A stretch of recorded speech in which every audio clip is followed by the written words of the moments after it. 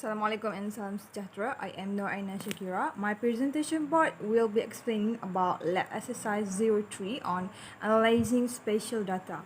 This is a process of modeling issues geographically, deriving conclusion through computer processing, and then exploring and examining those results. Lab exercise 03 combines 4 chapters on analyzing spatial data. In Chapter 9 on spatial analysis will deals with problems or behaviors that involve geographic locations. There's tutorial 9 about buffering points for proximity analysis, conducting a site sustainability analysis, and lastly tutorial 9 using multiple rings buffers to calibrating a gravity model. Meanwhile, Chapter 13 explains about terrain mapping and analysis. This application section includes 3 tasks. Task 1 let you create a contour layer, a vertical profile, a shaded relief layer, and a 3D perspective view from a dome, as the topic is about use dome for terrain mapping. Meanwhile, Task 2 is about how to make derived slope aspect curvature from dome. Task 3 lets you build and display a thing. You will use spatial analyst, 3D analyst, and art toolbox to perform terrain mapping and analysis in this section. Chapter 14 is all about viewshed and watershed analysis. In Task 1 is on performing viewshed analysis, and it covers a viewshed analysis and the effect of the viewpoint height offset of the viewshed. Task 2 is about creating a new lookup shapefile for viewshed analysis, as we learn to create an accumulative viewshed by using 2 viewpoints, one of which is added through on-screen digitizing.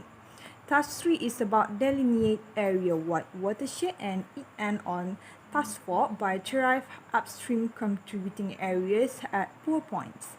Task 4 uses the output from Task 3 to derive point-based watershed, and Task 4 also shows the importance of snapping points of interest to the stream channel. Last is Chapter 17 on least cost path analysis and network analysis topic. It focuses on Task 1 on how to compute the least accumulative cost distance and compute the path distance in Task 2. It was continued by Task 3 on a run shortest path analysis topic. Task 4 is on how to build a geodatabase network dataset. Task 5 is on how to find closest facilities, and Task 6 is on finding service area. Task 1 and 2 cover path analysis. You will work with the least accumulative cost distance in Task 1 and the path distance in Task 2. Cost distance and path distance are alternative to Euclidean or straight line distance covered in Chapter 12. Task 3 and 6 require the use of the network analysis extension. Task 3 runs the shortest path analysis. Task 4 lets you build a geodatabase network dataset, and Task 5 runs a closest facilities analysis, and Task 6 runs the allocation analysis.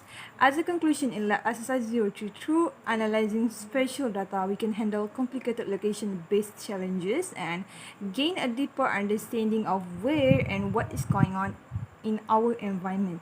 Therefore, students must master the skills in case to solve their environment problem effectively. Thank you for your attention.